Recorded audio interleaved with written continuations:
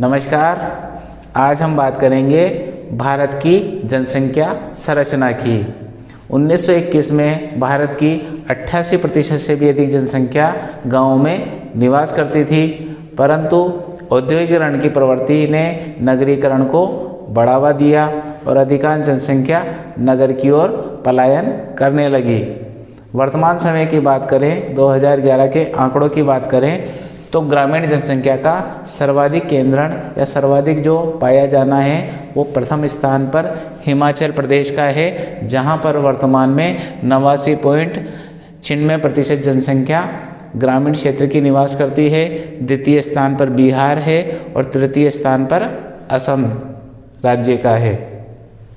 नगरीकरण की बात करें, नगर में निवास करने वाली जनसंख्या की बात करें तो प्रथम स्थान पर मिजोरम है, जहां पर 51.51% जनसंख्या शहरों में निवास करती है।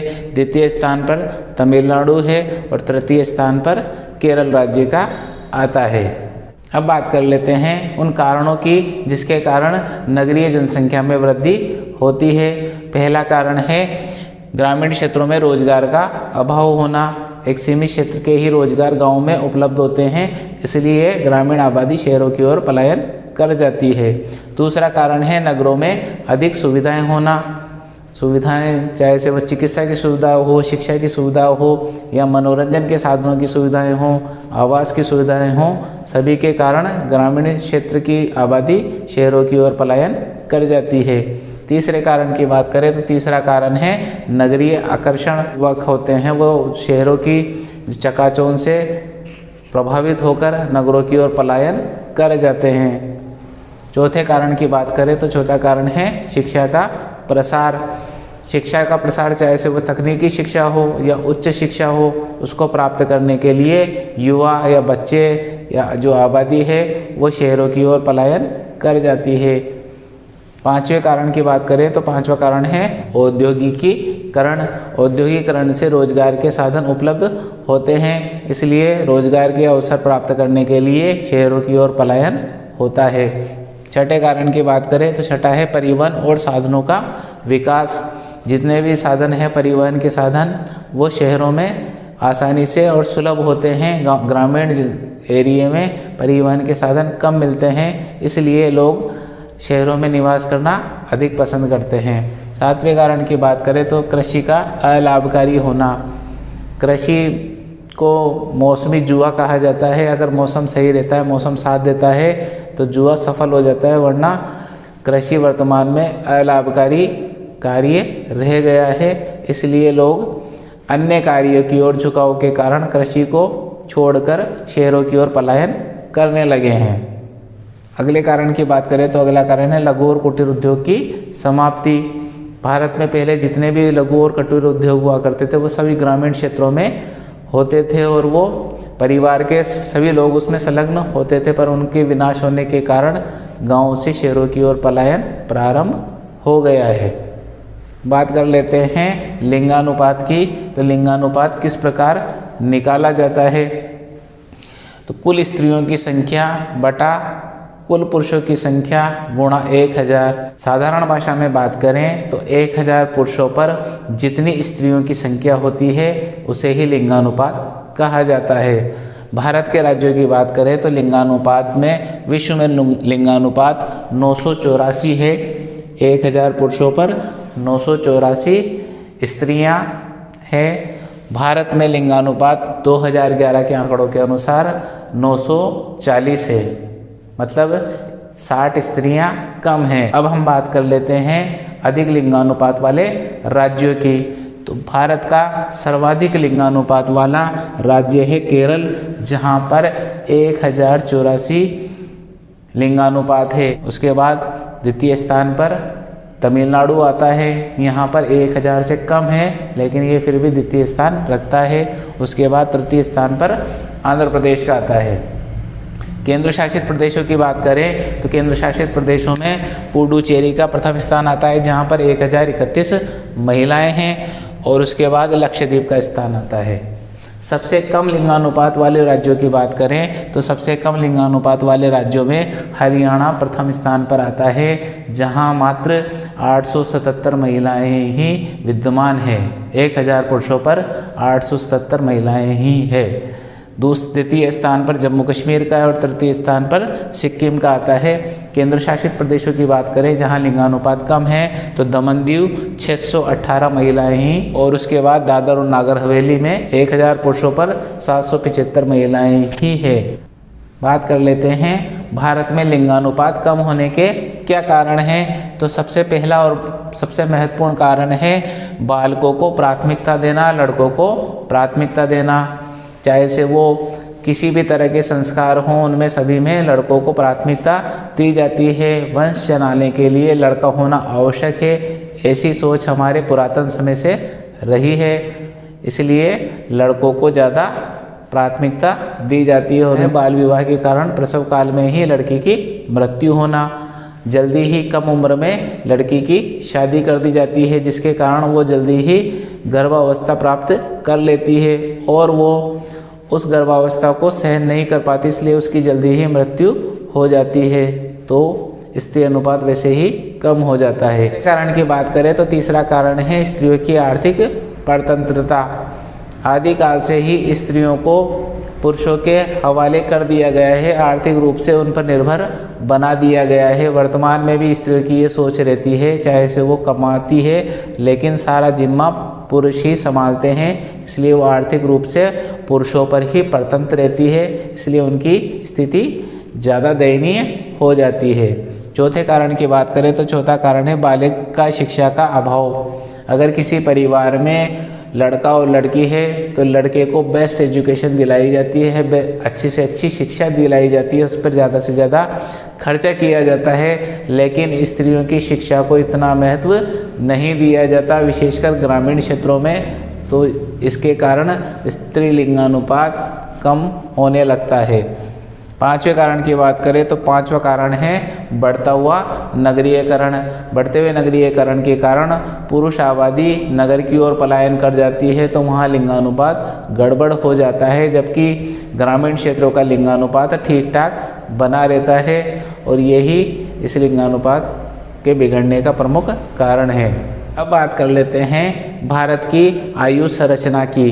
तो भारत की आयु संरचना को हम 3 वर्गों में विभाजित कर सकते हैं। ये 3 वर्ग निम्न है। पहला है बाल आयु वर्ग, जिसमें 0 से 14 वर्ष तक की आयु के बालकों को रखा जाता है। 2011 की जनगणना के अनुसार इस वर्ग के 29.5% व्यक्ति भारत में निवास करते थे। दूसरे आयु वर्ग की बात करें तो दूसरा आयु वर्ग है वयस्क आयु वर्ग, जिसमें 15 से 64 वर्ष तक की आयु के व्यक्ति गिने जाते हैं, सम्मिलित किए जाते हैं, जिसे कार्यशील जनसंख्या भी कहा जाता है इस आयु वर्ग के लोगों को, क्योंकि यही वर्किंग पीपुल होते हैं, यही व्यक्ति काम करते हैं, रोजगार करते हैं। और 2011 की जनगणना के अनुसार इस वर्ग के 62.5% लोग भारत में निवास करते थे, सर्वाधिक। तीसरे आयु वर्ग की बात करें तो तीसरा आयु वर्ग है वृद्ध आयु वर्ग, जिसमें 65 वर्ष से अधिक उम्र के लोगों को सम्मिलित किया जाता है। 2011 की जनगणना के अनुसार ऐसे वर्ग के लोग 8% भारत में निवास करते थे। अब बात कर लेते हैं भारत की साक्षरता दर की। 2011 की जनगणना के अनुसार भारत की साक्षरता दर 74.04% थी। उन राज्यों की बात कर लेते हैं जहां पर साक्षरता दर उच्च है। तो उन राज्यों में सर्वोच्च साक्षरता वाले राज्यों या केंद्र शासित प्रदेशों में केरल का प्रथम स्थान है, जहां पर 93.91% साक्षरता दर है, जो पूरे भारत में सर्वोच्च स्थान रखती है। द्वितीय स्थान लक्षद्वीप का है और तृतीय स्थान मिजोरम का है। पुरुष साक्षरता में बात करें तो पुरुष साक्षरता में लक्षद्वीप प्रथम स्थान पर है, जो एक केंद्र शासित प्रदेश है, और महिला साक्षरता के आधार पर प्रथम स्थान केरल का है। ओवरऑल पुरुष और महिला में भी केरल है और महिला साक्षरता में भी केरल प्रथम स्थान रखता है। उन राज्यों की बात कर लेते हैं या उन केंद्र शासित प्रदेशों की बात कर लेते हैं जहाँ पर न्यून साक्षरता दर है, तो वहाँ सबसे प्रथम स्थान पर आता है न्यून में बिहार राज्य का प्रथम स्थान है न्यून में, जहाँ पर मात्र 63.82% जनसंख्या साक्षर है। द्वितीय स्थान तेलंगाना का है जहाँ पर 66.5% जनसंख्या साक्षर है। तृतीय स्थान अरुणाचल प्रदेश का है। पुरुष साक्षरता में बिहार अंतिम स्थान पर है, जबकि महिला साक्षरता में राजस्थान सबसे निचले पायदान पर है, जो हमारे लिए बहुत ही शर्म की बात है। बात कर लेते हैं उन कारकों की जो साक्षरता को प्रभावित करते हैं। तो इसमें पहला कारक है अर्थव्यवस्था का प्रसार होना। जैसे जैसे अर्थव्यवस्था लोकल से ग्लोबल होती है, शिक्षा का स्तर भी बढ़ने लगता है, शिक्षा की ज़रूरत भी लोग समझने लगते हैं रोजगार की प्राप्ति के लिए, क्योंकि जो व्यक्ति उच्च शिक्षित होता है उसकी इनकम या उसकी आय उतनी ही अधिक होती है, इसलिए लोगों को शिक्षा की ओर बढ़ावा मिलता है, लोग शिक्षा की ओर अग्रसर होते हैं। दूसरे कारण की बात करें तो दूसरा कारण है नगरीयकरण। नगरीयकरण की प्रवृत्ति होने से लोगों को शिक्षा की ओर प्रसार देखने को मिलता है। वहाँ तमाम तरह की सुविधाएं, चाहे से वह तकनीकी शिक्षा हो, उच्च शिक्षा हो, सभी तरह की सुविधाएं वहाँ पर मिलने से लोग शिक्षा की ओर अग्रसर होते हैं। तीसरे कारण की बात करें तो तीसरा कारण है जीवन स्तर। जैसे जैसे लोगों का जीवन स्तर सुधरता है, आर्थिक स्तर सुधरता है, उसे शिक्षा का महत्व समझ में आने लगता है, कदर बढ़ने लगता है। चौथे कारक की बात करें तो चौथा कारक है जातीय संरचना। भारत एक जातीय समूह के रूप में बटा हुआ है, लेकिन धीरे धीरे सभी जातियों में शिक्षा के प्रति जागरूकता आने लगी है। लोगों अपने जाति के लोगों को प्रोत्साहित शिक्षा के लिए ज़्यादा से ज़्यादा प्रोत्साहित करने में लगे हैं, जिससे भी साक्षरता दर में वृद्धि प्रारंभ हुई है। पांचवें पॉइंट की बात करें तो पांचवा पॉइंट है समाज में स्त्रियों की स्थिति। वर्तमान समय में हम देखते हैं कि लड़कियों को लड़कों से कम दर्जा दिया जाता है, चाहे से वो शिक्षा हो या अन्य किसी प्रकार की सुविधाएं हों, इसलिए लड़कियों की शिक्षा लड़कों से कम रहती है, निम्न स्तर पर रहती है। अगले पॉइंट की बात करें तो अगला पॉइंट है मूल्य प्रणाली। समय के साथ समाज की सोच में बदलाव आने लगा है, विशेषकर शहरी क्षेत्रों में लड़के और लड़कियों को समान माना जाता है, दोनों को समान रूप से शिक्षा प्रदान की जाती है, तो साक्षरता दर में वृद्धि देखने को मिलती है। सातवें पॉइंट की बात करें तो सातवां पॉइंट है शैक्षणिक सुविधाओं की उपलब्धता।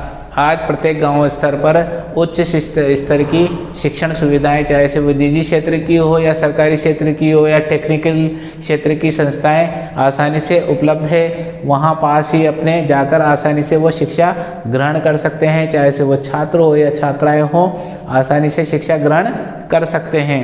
आठवें पॉइंट की बात करें तो आठवां पॉइंट है यातायात और संचार सुविधाओं का उपलब्ध होना। आज अगर बच्चा पड़ोस के किसी शहर में जाकर पढ़ना चाहता है तो वो आसानी से बस के माध्यम से आ जा सकता है और वापस अपने निवास स्थान पर आ सकता है, जिससे भी शिक्षण सुविधाओं में शिक्षण साक्षरता दर में वृद्धि देखने को मिलती है। आठवें पॉइंट की बात करें तो आठवां पॉइंट है यातायात और संचार के साधनों का विकास होना। अगर कोई बच्चा जो ग्रामीण क्षेत्रों में निवास करता है वो शहर में जाकर पढ़ना चाहता है तो उसके लिए आसानी से यातायात के साधन उपलब्ध हैं। वो एक दिन में जाकर वापस बस के माध्यम से जाकर वापस अपने आवास पर आकर अपने माता पिता के साथ रह सकता है। इस तरह के संचार के साधनों और यातायात के साधनों ने शिक्षा का प्रसार को बढ़ावा दिया है। 9वें पॉइंट की बात करें तो 9वां पॉइंट है सरकारी नीतियाँ।